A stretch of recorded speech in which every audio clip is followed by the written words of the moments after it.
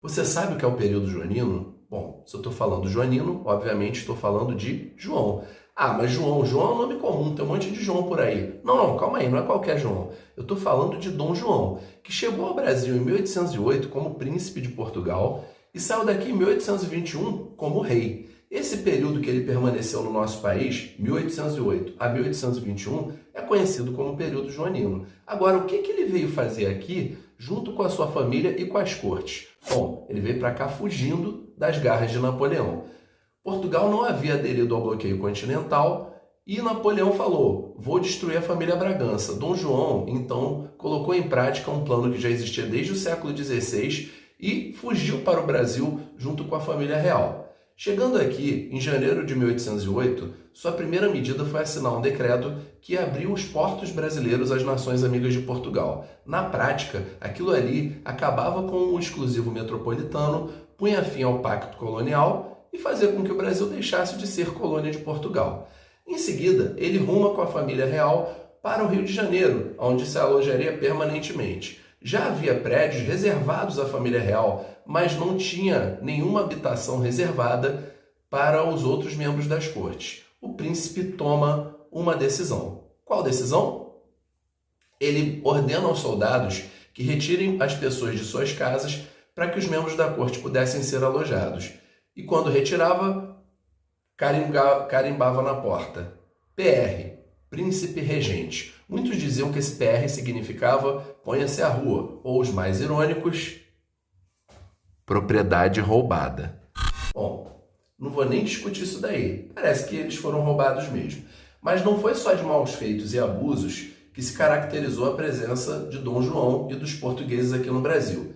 Para receber a sede do Império Português no Rio de Janeiro, era necessário modernizar a cidade, modernizar toda a infraestrutura do país. Afinal de contas, até então o Brasil era uma mera colônia e agora seria a sede de um dos maiores impérios do mundo. Bom, para isso, Dom João ordenou a criação da imprensa régia, permitiu a implantação de tipografias e a publicação de jornais, coisas que até então não podiam acontecer. Dom João também permitiu a implantação de fábricas e foram implantadas uma fábrica de ferro em São Paulo e outra em Minas Gerais. Uma outra coisa importante que aconteceu é a criação do Banco do Brasil. Também foram trazidos mais de 60 mil livros de Portugal e assim foi criada a Biblioteca Real, hoje Biblioteca Nacional, uma das 10 maiores bibliotecas nacionais do mundo, com mais de 9 milhões de exemplares, de acordo com a Unesco. A presença da família real e das cortes aqui no Brasil, ela também necessitava de mais amplitude na infraestrutura. Então foram criadas escolas de medicina e de direito em Rio de Janeiro, Bahia, São Paulo e Minas Gerais. Além disso, também foi criada a Real Fábrica de Pólvora e a Real Academia Militar, uma vez que era necessário formar oficiais e ter a capacidade de se defender se o Brasil fosse atacado, ou melhor, se a família real fosse atacada. Uma outra situação importante que aconteceu é que, como os portugueses que estavam aqui faziam parte da nobreza, eram indivíduos que estavam acostumados a ter lugares e momentos de lazer, Dom João também investiu na criação de determinados pontos da cidade do Rio de Janeiro para que essas pessoas pudessem se divertir. O mais famoso deles, o mais importante, seria o Real Horto, que hoje é o Jardim Botânico do Rio de Janeiro, com aquelas pomposas palmeiras imperiais que foram trazidas com o nome de Palmer Mater. Tá? Outro ponto importante que muitos relatam como, nossa, você se confundiria com a Rua de Londres ou de Paris, com lojas com os melhores artigos, é a Rua do Ouvidor, que existe até hoje no Rio de Janeiro. E tem mesmo essa cara meio de colônia, meio de império, meio de período joanino. Inclusive, é justamente essa presença dos artigos de luxo que vinham da Europa na Rua do Ouvidor, em alguns outros estabelecimentos ali no centro do Rio de Janeiro, que demonstram o sucesso que a aliança entre Portugal e Inglaterra teve para a Inglaterra. Porque é o seguinte, com os tratados de amizade e comércio feitos por Portugal assinados com a Inglaterra em 1810, quem teve muita vantagem foi a própria Inglaterra. uma vez que os produtos ingleses entravam no Brasil pagando uma taxa de 15%, inferior aos produtos de Portugal, que pagavam 16%, e muito vantajosa em relação a todos os outros países que pagavam 24%. Então os ingleses colocavam aqui seus produtos de melhor qualidade, com um preço extremamente razoável, e isso fazia com que eles ganhassem muito dinheiro. Cabe ressaltar que todas essas medidas e a permanência por um longo tempo da família real no Brasil, ela identifica uma verdadeira inversão metropolitana, pois pela primeira e única vez na história, os poderes da metrópole foram transferidos para uma colônia e tudo que era administração do Império Português saía daqui do Brasil e não mais de Portugal. Isso foi reforçado ainda quando, em 1815, o Brasil foi elevado à categoria de Reino Unido com Portugal, e ali o Brasil deixava de ser um estado português ou uma colônia e ficava no mesmo patamar que Portugal. Além disso, depois da morte de Dona Maria, a rainha, Dom João se tornou rei em 1816 e permaneceu aqui. A gente vai ver que ele só vai embora quando é obrigado por circunstâncias que ocorrem lá em Portugal. Mas nem tudo eram flores aqui no Brasil. Tinha muita gente que não estava muito feliz.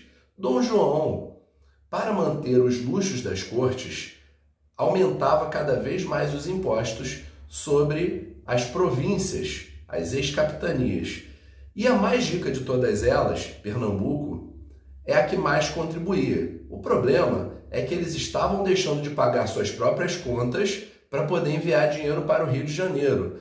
Os salários dos soldados estavam atrasando e isso estava criando uma grande insatisfação. E aí acontece, em 1817, a Revolução Pernambucana. Revolução essa que foi o único movimento, durante o domínio português, que tinha o objetivo de se separar do Brasil, que saiu do papel. Isso demonstra a importância que essa Revolução Pernambucana teve e os impactos que ela manifestou. No final das contas, ela acabou sendo suprimida e 14 dos revoltosos foram inclusive condenados à execução. Dom João permaneceu no Brasil até 1821. Mas o que fez ele ir embora? Nada parecia demonstrar que ele quisesse ir embora. Ele até trouxe uma missão artística francesa para o Brasil, para retratar como era nosso país, que teve um grande expoente, o Jean-Baptiste Debré, que foi responsável pela criação da Escola Real de Belas Artes, hoje Escola Nacional de Belas Artes, ligada à Universidade Federal do Rio de Janeiro. Criou um museu, o Museu Real, hoje Museu Nacional, também ligado ao FRJ, mas beleza, Dom João já estava se sentindo brasileiro, gostava da comida, gostava do clima, e a viagem era muito longa, não valia a pena voltar, estava tranquilo para ele. Mas lá em Portugal, as pessoas não estavam muito felizes com o que estava acontecendo. Como eu já contei para vocês, o Brasil virou o centro do império. E agora, Portugal, antes da vinda da família real, recebia 2/3 das mercadorias que exportava do Brasil. Então, a economia portuguesa entrou em decadência. Além de tudo, eles perderam influência, perderam importância e era necessário resolver, retomar a tudo que era antes.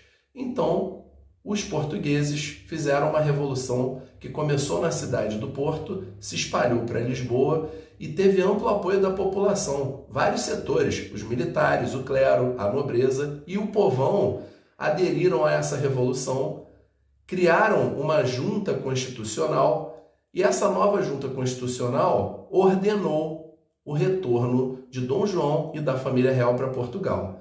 Dom João, por pressão e pela possibilidade real de perder a coroa, foi obrigado a retornar para Portugal. Mas ele fez uma jogada, sabendo que havia forças que eram republicanas e queriam a separação do Brasil de Portugal, ele manteve aqui o herdeiro da coroa portuguesa, o seu filho mais velho, o príncipe Dom Pedro de Alcântara. Mas isso vai abrir as portas justamente para o processo de independência do Brasil. Só que esse assunto é para uma próxima ocasião. Se você gostou do vídeo, dá o seu like, compartilha, segue o nosso canal e valeu! Até a próxima.